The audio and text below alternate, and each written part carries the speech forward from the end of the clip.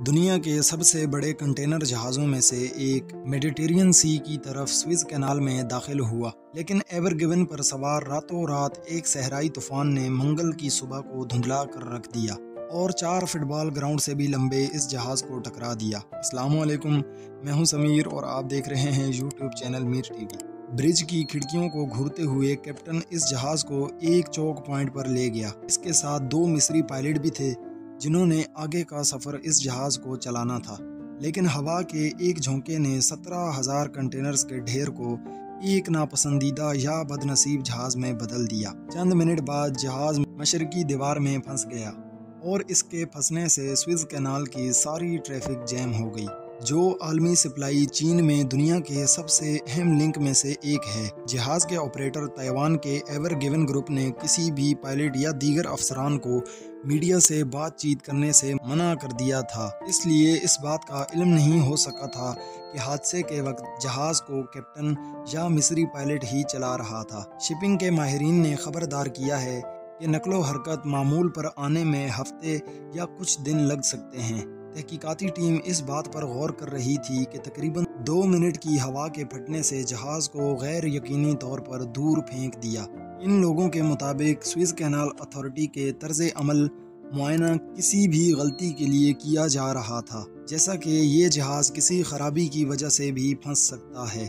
ایک محدود پانی کی جگہ میں تیز ہوا کا پھٹنا جہاز کو ہلا سکتا ہے، لیکن جہاز کنکریٹ یا لوہے سے زمین میں نہیں لگایا جاتا، یہ صرف تیرتا ہے اور اس حد تک جھٹک سکتا ہے کہ آپ کنٹرول کھو سکتے ہیں۔ تحقیقاتی ٹیم کا یہ بھی اندازہ تھا کہ یہ شپ اوور لوڈنگ یا تیز رفتاری کی وجہ سے بھی پھنس سکتی ہے۔ سوئز کینال اتھارٹی کے ترجمان مسٹر سیسی اور مصری گورنمنٹ نے پریس کانفرنس کے لیے آنے والی کالز اور میسیجز کا جواب نہیں دیا۔ ایور گیون نے جمعے کے دن ایک ریسکیو ٹیم کو جہاز کے ارد گرد ریت اور کیچڑ کو صاف کرنے کے لیے لگا رکھا تھا تاکہ تیز لہر کے دوران شپ کو آزاد کیا جا سکے۔ اس شپ کے پھنسنے سے کافی بڑا جیم لگ چکا تھا۔ شپنگ آپریٹرز کا اندازہ تھا کہ $12 بلین کا کارگو 120 میل لمبی کینال کے ساتھ پھنسے ہوئے یا اس کے بالکل باہر سستے ہوئے جہازوں پر ہے۔ افریقہ کے ارد گرد بحری جہازوں سے گزرنے والے راستے سے گریز کرنے سے ہر سفر میں 2 ہفتے اور سینکڑوں ہزاروں ڈالرز کا اضافہ ہو سکتا ہے۔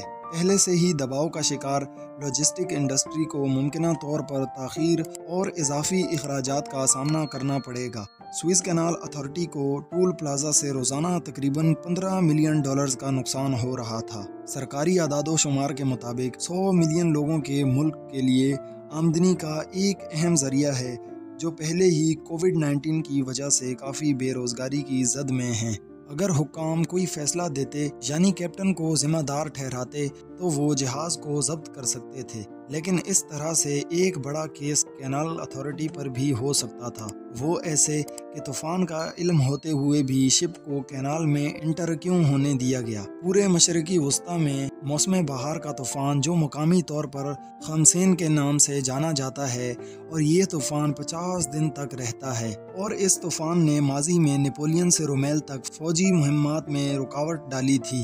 جس وقت یہ شپ سوئز کینال میں پھنس گئی تو کینال اتھارٹی اس کینال کو بند کرنے میں ہچکچا رہی تھی اور مزید شپس کو انٹری دی جا رہی تھی، جس کی وجہ سے کئی میل تک لمبی لائنز لگ چکی تھی جن میں کروڑوں ڈالرز کا سامان موجود تھا۔ ٹیم کئی دنوں سے اس جہاز کو نکالنے میں مصروف تھی، لیکن ان کا کوئی بھی ورکر کامیاب نہیں ہو پا رہا تھا۔ کینال میں اس شپ کے آس پاس سے کھدائی بھی کی جا چکی تھی، لیکن یہ شپ نکلنے کا نام نہیں لے رہی تھی۔ پھر ہوا یہ کہ اس طوفان نے دوسری طرف رخ کر لیا اور اس کی ہوا کا دباؤ اتنا زیادہ تھا کہ اس نے اس جہاز کو ہلکا ہلکا روٹیٹ کرنا شروع کر دیا، اور اس جہاز کو مزید چھوٹی بڑی شپس اور کرینز کی مدد سے کھینچا گیا تو بالآخر اس جہاز نے اپنی ڈائریکشن سیدھی کر لی۔ اس پر تمام موجود وہ پائلٹ جو لمبی لائنز میں ہزاروں ڈالرز کا سامان اٹھائے کھڑے تھے، انہوں نے خوشی کی سانس لی، اور اس کے بعد سوئز کینال کو دوبارہ سے بحال کر دیا گیا۔ آج کی ویڈیو بس یہیں تک۔ اگر آپ کو ہماری ویڈیو پسند آئی ہو تو ہمارے یوٹیوب چینل کو سبسکرائب ضرور کر دیں۔